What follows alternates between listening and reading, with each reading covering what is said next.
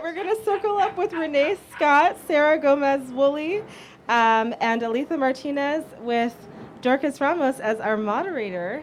This is a panel of local college faculty, public librarians, community class instructors, and all. This is a mixed panel of people who come from different backgrounds when it comes to educating and come at it from different perspectives. They're going to discuss how they use comics in their educational settings and share tips with each other on the best ways to relay this love of comics to kids and adults, and in setting appropriate ways. So it's a nice mixed panel. We're having people. So Dorkys Ramos is our moderator. Cool. Thanks, Memphis. So hi, everyone. Welcome to the Uptown Comics Fest. I'm Dorkys Ramos, and I am the Deputy Director for Uptown Stories, and I am joined by these three amazing educators, and I will tell you a little bit about them, and then we'll get started with the questions, okay? So first up, we have Alitha Martinez, who is a 22-year-old veteran of the mainstream comic book industry and is currently working for both DC Comics and Marvel Entertainment. She also teaches at the School of Visual Arts in New York City. Next up, and then we also have, can you tell us your little dog's name, please? This is Thea. Thea She's is 2 years also... old. And she insisted on coming. Sweet. And next up, we have Sara Gómez-Woolley, who is an award-winning Latina illustrator, graphic novelist, and educator living and working in Brooklyn, New York. She has worked on a variety of exciting projects for clients such as DC Comics, Image Comics, Scholastic, Random House, and Parallax Press. Her work has been recognized by the New York Society of Illustrators, the Society of Illustrators, Los Angeles, and by 3x3 Magazine of Contemporary Illustration. Her most recent project, Pirate Queens, The Dauntless Women Who Dared to Rule the High Seas, was released by National Geographic for Kids just this year. She is also an illustration faculty for the New York City College of Technology, CUNY, and is proud to serve on the board of directors for the New York Society of Illustrators. And finally, we have Renee Scott, a young adult librarian for the New York Public Library, as well as a manga reviewer for School Library Journal's blog, Good Comics for Kids. She is a lifelong fan of comics, anime, and manga, as well as an avid gamer. She can be found on, we'll at the end, we'll tell you where you can find everyone. So, all right. So, to get us started, I would love for each of you to elaborate on your teaching practice, what you teach, where you teach, and, and how you teach, or how you use comics to teach what you do. Why don't you can... Oh, okay. Yeah, so we have to... Yeah. All right. Oh, well, I'm just kidding because we don't have some leeway. So what I do, especially my patrons are mostly teenagers. And, being teens, that's a rough age for them because they're discovering who they are. And with my community, they are avid comic manga lovers. So I have a weekly anime and manga club for them so they can enjoy the titles that they love. And also, what really developed my love for this and to educate is I use social emotional learning through comics and manga so they can connect with what they're going through and how they can go through life using comics. Because sometimes, like, parents or even other adults are like, oh, you're not reading real books. But it's like, these are real books. And they focus on all the issues that these teens go through. And much like I'll talk about books I brought from my own personal collection that help illustrate that. And also, I used to have a book discussion group that's called Don't Judge a Book by Its Cover. Because, especially with teens, they are judged just by appearance alone. So with this, and with the books and the comics, we help them learn that they can be comfortable with who they are and use what they're reading to establish that. Hi. So I teach at the New York City College of Technology. I teach in the communication design department at City Tech. And so I'm actually teaching our future comics author illustrators. So that's how I use comics in the classroom. And when I'm talking to them about the kind of stories that they're looking to produce, I'm encouraging them to dig into their own backgrounds and to find their own authentic voice, to try to find the stories that they wish that they'd had when they were 19 years old. So basically, I get your students, but just like 2 years older. And so I encourage them to make the comics that they wish that they had had access to. And then to also be really curious about what's out there. So often they are very avid manga readers, or they're really into DC Marvel mainstream comics, but I find often the curiosity to go farther than that is lacking. So I take a similar approach. I have a student club called the Ink Club that is the home of illustration at City Tech. And basically, we take over a classroom every Thursday for about 2 hours at lunchtime. People bring snacks, people bring books, and I usually bring a rotating stack of manga and comics that are, again, looking to expose them to different voices, but also to delve into the kind of issues that they're going through themselves. Hello, I teach at the School of Visual Arts, and I teach Drawing 1, Drawing 2, and Drawing Boot Camp. And I also teach storytelling from time to time. And I think all three of us, it's like we're in a row, and I go that one step further. I peek under the skirt of all those stories. I don't really care what you read, what you love, whatever, wherever you come from. I'm there to nurture the artist, because of all the things you call yourself, the artist is the hardest one that people have trouble accepting. I have trouble when people, oh, you're an artist? Oh. Yeah, that still goes on. I still in a constant state of proving myself, but there's a craft to storytelling, and there's a language we have to speak, and I teach that language. So it's like, who is doing what, where are they doing it, when are they doing it, and hopefully you'll find out why they're doing it. Most of the time, we know we don't. Think about the last thing you saw that you're like, nope, why? So I go beyond just the teaching of, like, I try to blank it all, let you see what it is, because one of the things that helped me learn and reinforce my English when I got back to this country was being able to read books. And when my parents, because being immigrant family, they take you in and out of the country. So you'll spend a year over there, a couple months here. So when you're home, suddenly there's Dutch. Everyone's speaking Dutch. So what did I use to reinforce Dutch? Books. In America, what do you use? More books.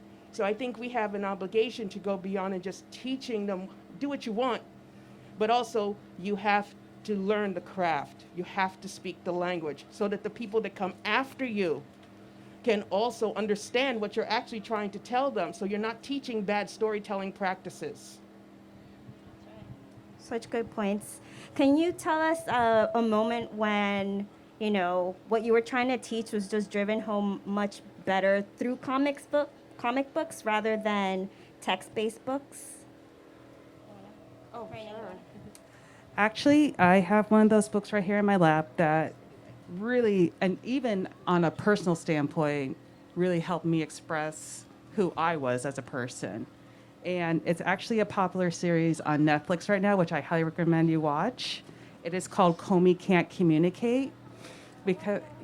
So this is a girl, she's very popular, but she has not spoken. And she has this aura around her, and they wonder, like, what's so mysterious about her? And the mystery to her is she has social anxiety, and she can't speak. She gets nervous around other people. So it took one person who was very patient with her to help her reach her goal, which is to make 100 friends. So using this, and this was actually the first book that we used for our book club for Don't Judge a Book by Its Cover. And this also helped me develop what now I did a panel at New York Comic Con last year called Teen Talk Through Manga, which all of us, including other educators, shared tips and showed that, teens are having it rough. They're trying to develop who they are. Let them use this as their way to express who they are. And I'm looking forward to doing it again this year, shameless plug.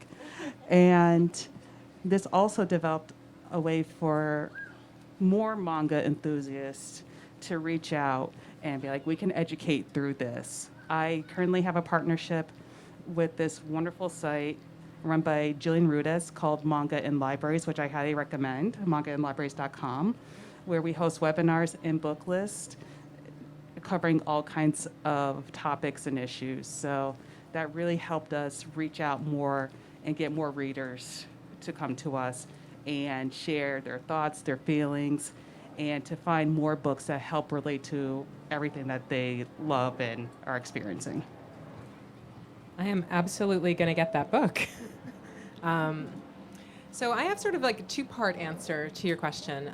So as I was stating, what I teach is I teach the art of making comics. So I teach illustration, character design, and beginning graphic novels. And so my students are just learning the art of storytelling. And it is, as Alitha was describing, there's good storytelling and there's bad storytelling. And a comic's first job is to be read. It's not to be looked at. We're wonderful artists, that's great. But if you can't read it, we haven't done our jobs right. And so often my students get sucked up in, oh, I can draw a picture. Like, that's great, kid, but I can't read the page. It doesn't make any sense. And so I found that the easiest way to teach this is, I mean, the seminal text on this is Scott McCloud's Understanding Comics, which is a comic about making comics. And if anyone hasn't read Understanding Comics and they're interested in comics, they need to absolutely read that book. It breaks down the art form of storytelling in a time-based medium through the medium itself. So it's all visual representation of how when you know, comics have more in common, I think, with, you know, music or with a screenplay than they do with a static illustration image. And so it really discusses the idea of time and how the action of a comic is happening in between panels. It's not actually happening in the panels themselves, and how to manipulate time through comics. And so I use a comic to teach this concept. And then sort of a second answer, brought up by your comic that you did. Often when I have a student who is, or a young person in my life who's going through some difficult transition, I find a comic that helps them to figure out that transition. And I'm thinking right now of a comic that came out, I believe, this year, The Prince and the Dressmaker, which is just one of the most beautiful pieces of young adult lit that I've read all year. And it's this incredibly subtle coming out story for, you know, it's just this incredibly subtle story where it's about the story. It's not about gender. It's not about that particular position. It is about the story itself, and it's incidentally this incredible coming out story. So that's sort of the second way that I'm using comics both in my classroom and in my life. Well, after I do my orientation class and I have the kids show me their work and where their interests are, I tell them the next class, which I just had because the second week of school, you bring in 3 books. And I don't care what genre they are, or keep a play or whatever, video game, something in mind, something you loved, something you, and something you downright want to burn in a heap. Oh, that's awesome. Yes, and I tell them, we go, say, yes, and we have a discussion. But before we have a discussion about it, I tell them you have to wear 2 hats. Think about when you go to the con, and now you're a consumer. You know what you want in 30 seconds. You absolutely, if you see something, you're like, I like that. Nope, I don't like that. You judge quickly. But when you create, you're slower, and you become I don't know. So it's really, I noticed something, you very rarely create what you consume. Those are like 2 different things, and they live in 2 separate worlds. So when you come like this, I love this, I made this wonderful picture. This one will sell, this is me. And then there's like, no, that one doesn't. This other picture does, like, but I hate that one. And things, so I try to make them reach that understand, meet those 2. That consumer is in you, and you know what you want in 30 seconds. At the same time, you have a creator inside of you that really does not understand or know exactly what they want to do, or they're always trying something new and experimental. But anything we do boils down to that basic underneath. What's that? Those bones of your story. And that is what you're purchasing. Who is doing what? Where are they doing it? When are they doing it? And hopefully we find out why they're doing it. And when a story misses on any of those points, we don't like it. So the ones that you loved got to those answers quickly and gave you something satisfying. Whether it's a good or bad ending, it was satisfying as an ending. The ones that are messy might have taken too long. You might have seen the who, or the storytelling would have been slow. The characters hidden. Something about it just made you go, yeah, you know what?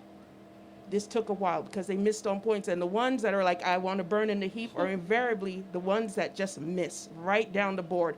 They focus too hard on character. They don't develop the story. I don't know where I am. There's not a single background in this whole thing. Are they fighting in the snow? I don't understand what's going on here. I don't know when I am. Or they just like, look at this me fest. Am I not beautiful? And look at my distress. Well, what exactly is your distress? I don't get your distress. And yes, absolutely. And they're like, yeah. And sure enough, they take a look at, yeah, that was it. Like, you ruined comics for me. That's why I call it my ruining. I'm going to ruin comics for you lecture. I don't know how I'm going to top that because I had something else too. I was like, that was amazing. Another thing, especially being a librarian, we not only do we have new readers, we have new people coming into this country who don't know English, and they actually use the art to connect how they're feeling and what they're trying to express. So you really, especially not just the words, you need the art to really capture that story and like bring that out. And I will tell I'm trying not to get emotional because it made me think of one of my teens who came in, did not know English, and he actually works for us now. Wow. And I managed to like reach out to him because he didn't know English, but he knew who Naruto was. Yes. And he was like, I know this. And he's like, I watched this in the DR. And he's like, I felt this. And he's like, I know exactly what this story is because he saw it right in that artwork. So that's a way that you can also like connect with your community, with your youth. I mean, there's no other way. So again, when people say, oh, comics are not real, no, they are real books. They are a connection. They are a tool that you can use. And I will fight them till the end, so. Thank you. Thank you for sharing that story. And to circle it back to Komi Can Communicate. So my background is in journalism. I also illustrate and write. But in my past school year, one of my students wrote an article about beating anxiety and like bullying and all of that. And she referenced the series actually. So when she joins my class this coming school year, I want to make sure that she knows that it's a book as well. So what other tools or resources do you all use in your teaching? And it can go beyond just the books themselves, but what do you use to aid you in teaching comics or using comics in conjunction with what you're trying to teach your students? All right. Gonna do another shameless plug, sorry. So please also get your library cards. Yeah. This is also library card sign-up month. So we actually have a great partnership with a website called Pixton. And this is a site that you can use to create your own comics, and you can use it as lesson tools. It covers a variety of topics: Black history, immigration, Indigenous Peoples Day, Christmas, all sorts of holidays, you name it. Any social issue, it covers it. It even has a great manga influence. You can use that to help them create their own stories. I definitely use Anime News Network. Definitely go to the publishers because they have been our advocates and great partners. Viz Media, also about Komi, created a great reading resource and teaching source for educators regarding this story. And I think it's still available on the site. It's downloadable. You can use it. I've used it. It's such a great tool. Just check out School Library Journal, all the different library publications, because they offer great tips and resources. The comic book resource, cbr.com, they're a great site as well. There's so many. And I'm also going to do another shameless plug of a book that I discovered recently, and it's actually written by a Nigerian American artist named Jackie I, and she created her own manga. It was a webtoon called Adorned by Chi, which I highly recommend because these are girls of color, actually a variety of people of color who become magical girls. And she wrote because she's also a psychiatrist. She's in school getting her degree in psychiatry. She wrote a self-help book called The Magical Girl Way of Life. So, and it's a self-help book for teen girls to discover their inner magical girl, which I think is amazing. Sure. So again, I teach storytelling and beginning comics making, and so I'll give 2 book recommendations. I wasn't prepared enough to be able to hold them up, so I'll just do my best. The first one would be drawing with pictures, drawing with words, writing with pictures. Yeah, I know, it's like a flip. And I believe that one is Jessica Abel. If I'm getting the author mixed up, please correct me. I believe it's Jessica Abel. And then the second one would be Writing Comics by Robin Chapman. So those 2 are absolutely fantastic. Again, they're highly illustrated. And the Robin Chapman book is actually constructed as a series of lessons. So there's an activity portion that goes with every piece, and there's a free website for educators, both at the high school level as well as at the college level, so that you can use it as a teaching text in classrooms, or you can just pull one activity from it to teach one specific concept, which I really like because, I teach 3-hour courses. And so that, 3 hours of a boring lecture is living hell. I don't do that to people. I actually think that when my students come in, they all have jobs. Some of them have kids. They had long commutes. There's things going on. They come in not ready to learn. And so the first thing I do, and my tip to anyone, whether it's college or whether you're working with little kids, is icebreaker, right? Sounds basic, but playing a game that is low stakes, where there's no grade attached when you first walk in the classroom for the first 15 minutes is not wasted time. It is a key that unlocks a human being. You unlock them, and then they're ready to learn. And so one of the games I learned was from that book by Robin Chapman, and it's called Animal Occupation Emotion. Has anyone ever played Animal Occupation Emotion? All right, so this is the best game ever. Great for writers as well. It's a character generation game. You need 20-sided dice. All right. You come up with a list of animals, 20 of them, a list of occupations, 20 of them, and a list of emotions. You roll 20-sided dice to randomly get assigned the character you have to draw. So, a grumpy biker cat. Draw it in 5 minutes. Now, I'm sure Sandy could just knock that out in 2 seconds. But for beginning illustrators, that's a crazy icebreaker. And to see me do it with them humbles me to their level, which then unlocks them. And then we can proceed to have a great rest of our class. So that's my little bit of a tip. I love that game. Yeah, that sounds like fun. It is fun. Yeah, I open up a gesture drawing in 2 minutes to draw the full human body about that big, and that becomes something they're like, oh, at first it's like, oh my God, and then halfway through the year they're like, yeah, we got this. And I do that because that repetition helps you understand I can do this. And unlike others, I think I'm a little meaner of a teacher. I am, because I'm in a mean industry. I'm in a 1% club, and I'm a unicorn in a 1% club. And you don't get there, being soft. She says with the puppy. I know my puppy, right? So when I teach, the first thing I do, I brandish you smooth. I don't need what you enjoy. I need you to go back to the basics. So I start with the human head like you've never drawn it before, and usually they have never drawn it exactly to the mathematics, the flat before. And then we build then the human body, and we go all the way back up without the influence of anyone else's art, style, whatever, even your own style. You strip it away because there's always something new to learn about drawing, especially drawing the human body. No one is perfect at it. The perfect circle has never been drawn. So when someone says, I draw this beautifully and it's perfect, I'm like, you're done. You're done in this industry. You're done here. You're old already. How old are you, 25? That's it.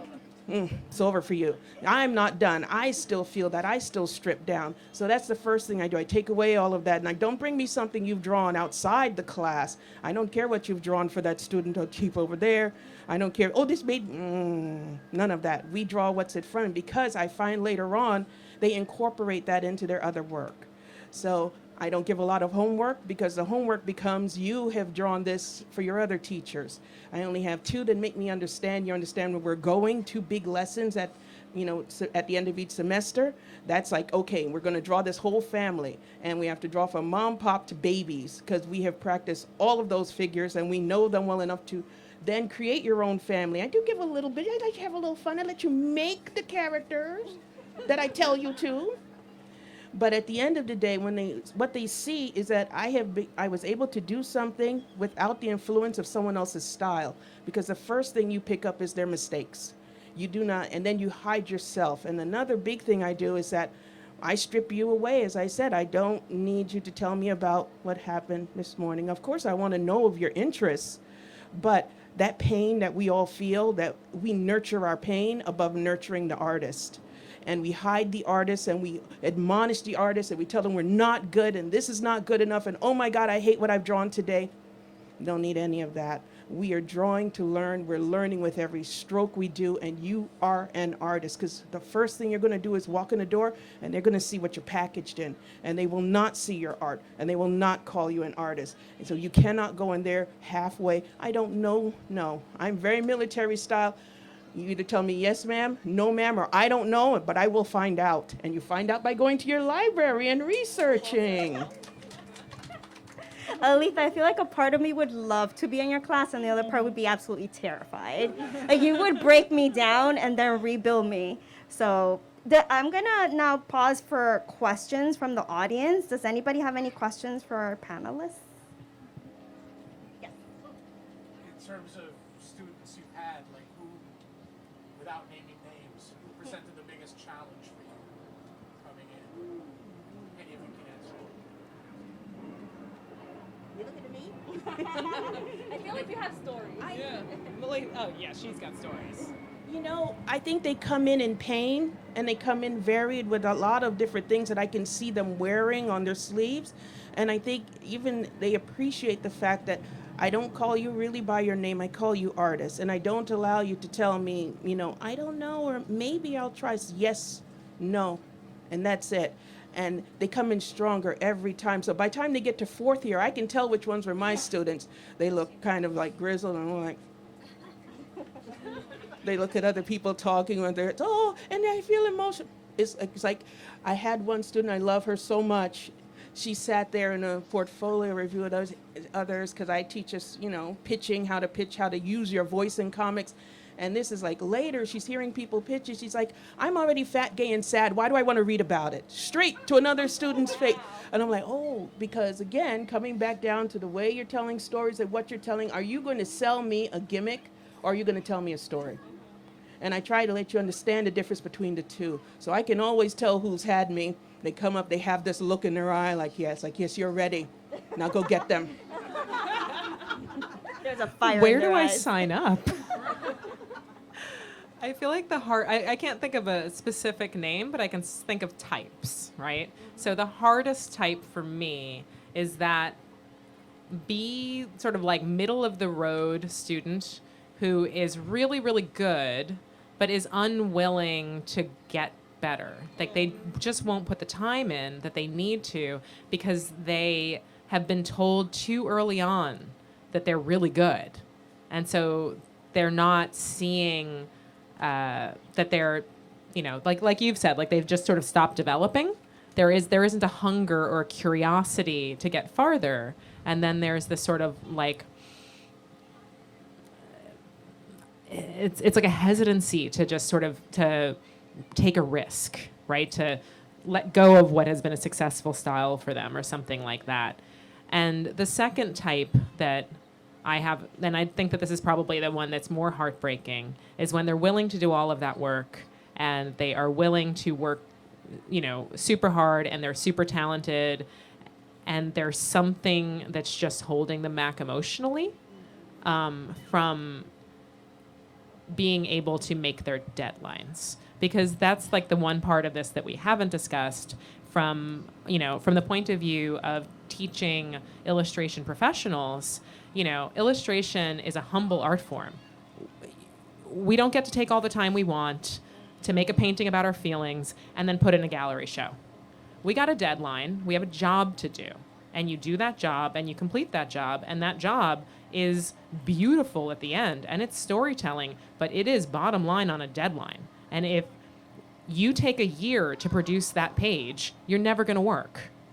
That's it. If you can't work well with your editor, if you're not a good communicator, and if you're not open to feedback without it being about the fact that you are a princess, then, you're not going to work.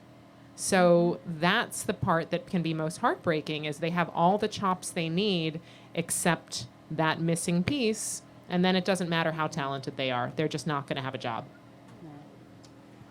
Yeah, I agree with all those, especially with the students that I work with. Like, the most difficult, and you see it when they come in, it's fear.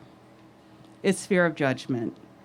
It's fear of they want to express who they are, what they love, and they know there's going to be that one person that is going to invalidate everything that they have worked hard for and love because it doesn't fit their social or status quo. I actually had a talk with a teen, I'm not going to say her name, but I hope she's watching. She was so excited. It wasn't a comic thing. It was that she had clear Post-its. She was happy that she had clear Post-its so she could write in her book and write her notes. And she's like, I was like, I know, it's weird. It's too weird. And she's like, and it's like, people think I'm weird about that. And I told her, you know what? I'm going to tell you what someone should have told me growing up, because I was that weird kid. I mean, I'm wearing like a lucha libre dress, so I'm like, I don't care. So thank you. Thank you. So I told her, I was like, you know what? I'm going to tell you what someone should have told me growing up. Embrace your weirdness. Embrace who you are. Ignore what other people think is normal, because what their normal is not your normal. Whatever makes you happy, as long as it's not causing harm to you and yourself, you do it. And if anyone tells you otherwise and says, and this is my own personal philosophy as well, is that if they tell you you can't do it, prove them wrong twice. Love it. I think we have time maybe for one more question, if anybody has any other questions. All right, so I want to thank you three for joining us today.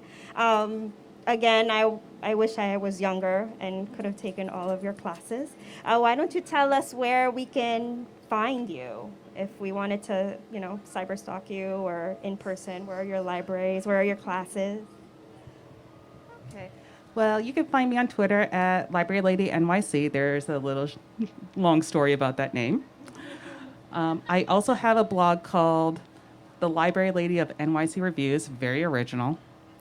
I cover everything from pop culture, young adult books, movies, music, you name it, and these are recommended by my own teens at the library. You can also find me at School Library Journal's Good Comics for Kids, where I do manga reviews, which I have a deadline tonight. Oops. Yep.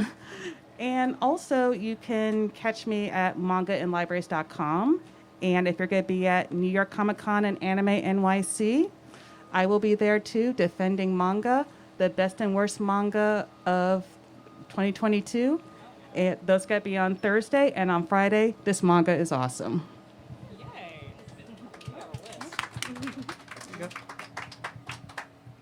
So, first of all, you're not too old to take my class. I teach for CUNY, City University of New York, and my classroom is of every age, of every ethnicity, of every color, and of every gender expression. So all are welcome, and if you decide you want to write comics, you can absolutely take my class. Noted. So that's where you would find me as an educator. I also sometimes do workshops for New York Society of Illustrators and the Highlights Foundation. And then in addition to that, at New York Comic Con, I will be in Artist Alley all 4 days, God help me, at table E15. So please do come see me at New York City Comic Con. I can't wait for this year because I think we're finally going to be at a point where it's going to feel like Comic Con again, you know? And then, I know, right? And then in addition to that, you can find me on social media at Sarita Janine, SaritaJeanine. That's Instagram and Twitter. And also my website is Sara@SaraWoolley.com. So pretty easy. Okay, let me pass it on. Well, I won't be at New York Comic Con this year, most likely. I know they didn't offer me a table to buy, so they didn't offer me space. So that's it for me. But maybe I'm going to beg and plead. We'll see. But usually I'm found on Twitter. I'm Ariot Storm, ARIOTSTORM. That's also the name of my website, ariotstorm.com. On Facebook, I'm Alitha E. Martinez. So, yeah, those are my social media plugs. That's it for me. And again, I'm Dorkys Ramos, and I am with Uptown Stories. I will be teaching a workshop over there in 5 minutes. But you can find me at Dorkys Ramos on Instagram, DORKYSRAMOS, or on uptownstories.org. All right. Well, and thank you all for joining us today. I think someone else is moderating the next one. So stay tuned for more panel fun with two of you are going to be up here still. So Yeah, in just a few minutes, we're going to start the Getting Started in Comics panel. Yep. All righty. Well, thank you all.